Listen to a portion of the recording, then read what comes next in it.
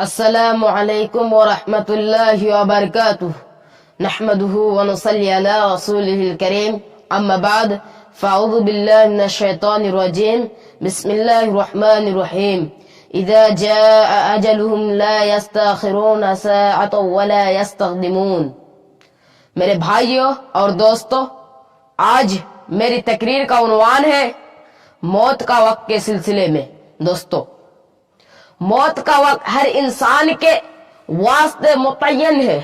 وہ اپنے مقررہ وقت سے نہ ایک سیکنڈ پہلے آ سکتی ہے اور نہ ایک لمحہ بعد، لیکن کسی کو معلوم نہیں کہ میری موت کب آئے گی اور کہاں واقع ہوگی، میری روح کب جسم سے پرواز کر جائے گی۔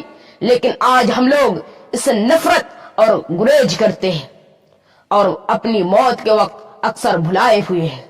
کسی شاعر نے کیا ہی خوب کہا ہے، کسی شاعر نے کیا ہی خوب کہا ہے، راز حیات تو موت کا اظہار کر گیا، راز حیات تو موت کا اظہار کر گیا، غنچے چٹک کے پھول بنا اور بکھر گیا۔